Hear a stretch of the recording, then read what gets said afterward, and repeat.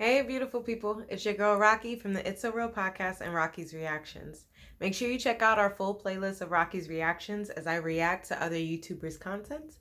And if you want to see me react to the video on screen, make sure you subscribe to help us get monetized so we can hire a video editor, okay? Alrighty. So I will be putting the link in the description box below in the meantime. Also check out the It's a Real podcast episodes, whether they're clips or the full episodes. We have plenty of them for you, okay? So today I'm going to be reacting to Sara Lena.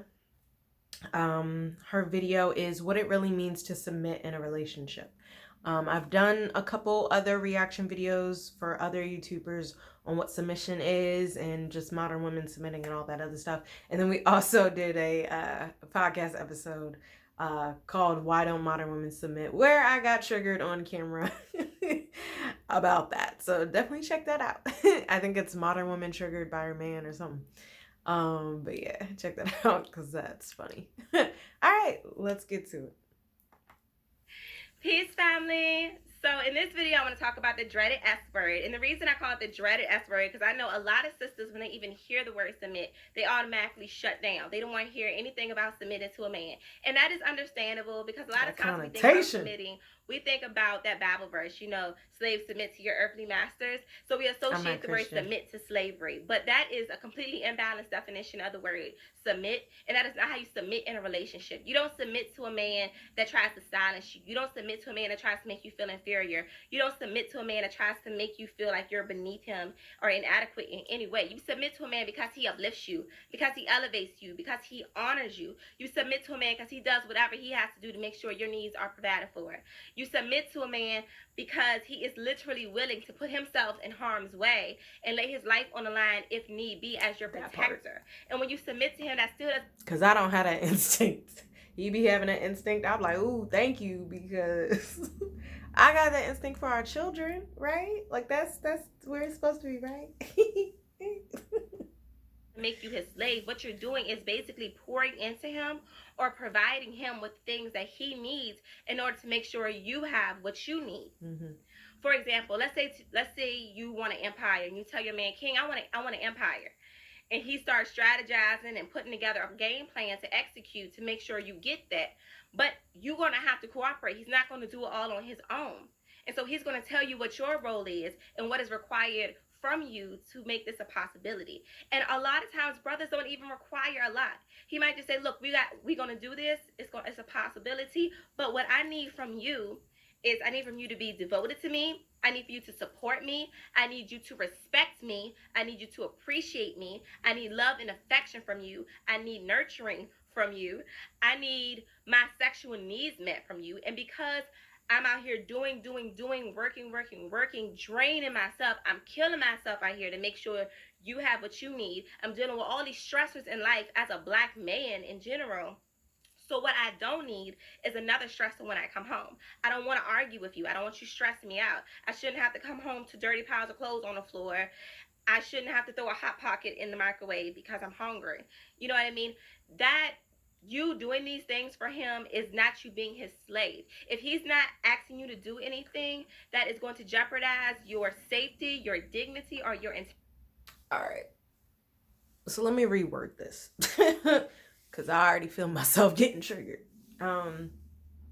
So one, I created a playlist called Cater to You or Cater to Him, and Beyonce's Cater to You is on there. And as I've embraced my feminine energy, and since our engagement, I definitely have been catering to him more, but then it got to a point where it was overwhelming and I had to reassess my boundaries. So like one day, so he's, my fiance is currently studying for his clinical exam for licensure. And because he's studying, he doesn't have the capacity to video edit our podcast episodes nor to record an episode. So that's why I'm recording a lot of Rocky's reactions so we can keep putting a video out a day.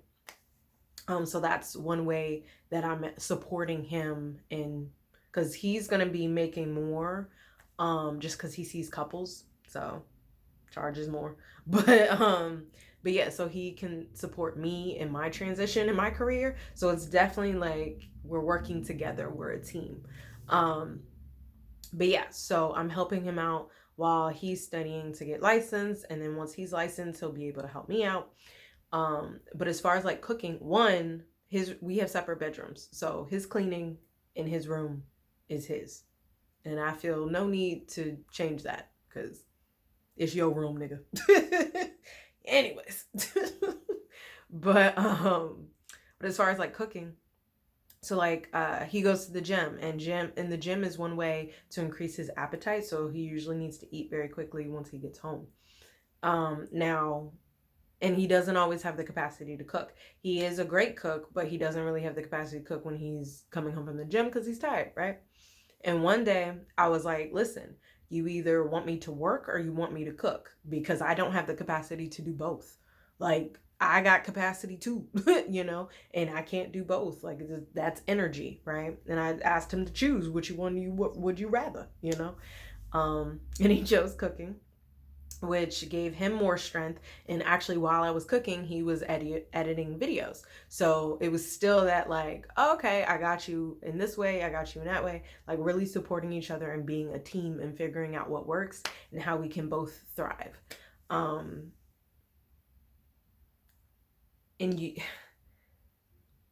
it's like you have to understand the bigger picture. He does a lot for our businesses, he does a lot for our relationship, he does a lot for our household, and just how can I support him in that, so that way, like, that's only going to benefit me, and I think a lot of women honestly are selfish and they want me, and they don't consider their man. And like, when you're in a relationship, you got to consider someone else. That's the key difference between being single and being in a relationship. Like, you have to now consider someone else with everything that you do.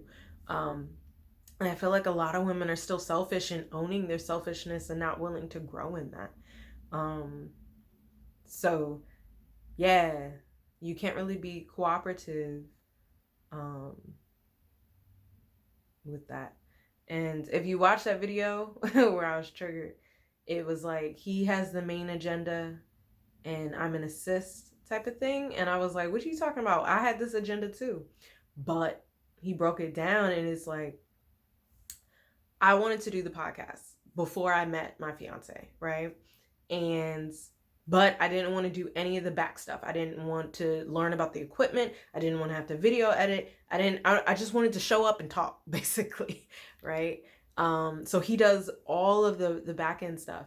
And like, yeah, I'm glad, because I didn't want to do it, with our money, he researches investments, he researches savings, banks, all that other stuff, which again, that's something that I wanted because I didn't want to do it.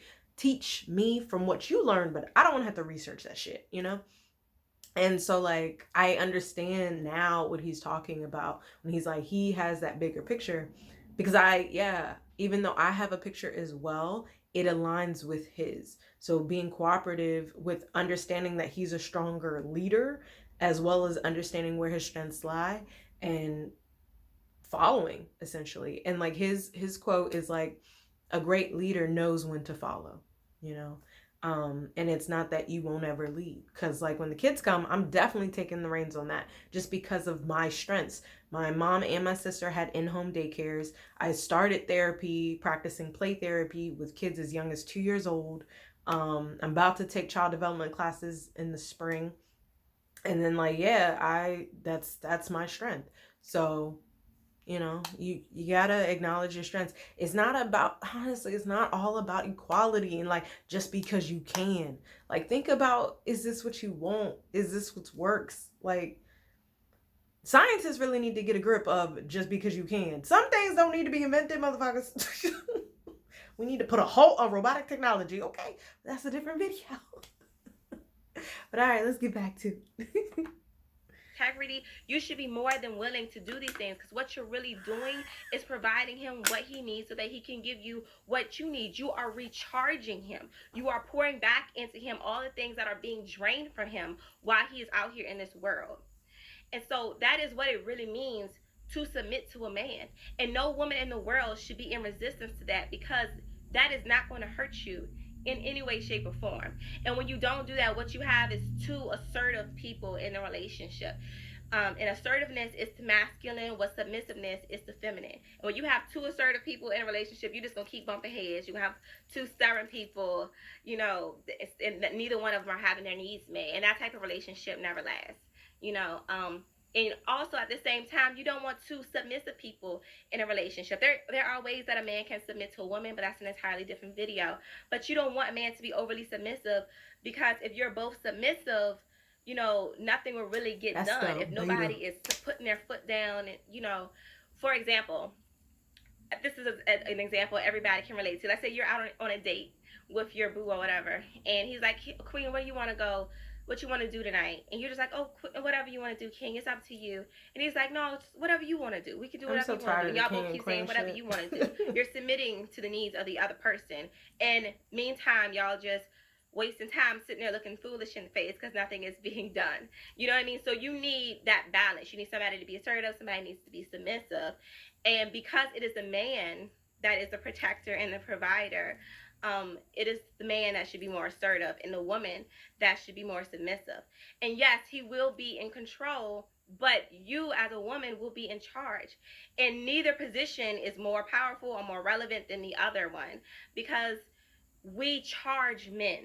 We put the batteries in their backs. We need, like I said, both. We pour back into them what is being drained from them. We are the inspiration for their actions. And so that is what it means to be submissive to your man. It's absolutely nothing wrong with being submissive to your man. So don't let these Caucasian feminists fool you into thinking that being submissive to a man is a bad thing, because most of these Caucasian feminists have husbands. Ooh. Yeah, well, let me know your thoughts in the comments below, what it really means to submit in a relationship. How are you after watching this video with your understanding of submission and cooperativeness, as far as finding what works and what's balancing the relationship? Yeah, let me know your thoughts, and make sure you subscribe, like, and share. Peace and love.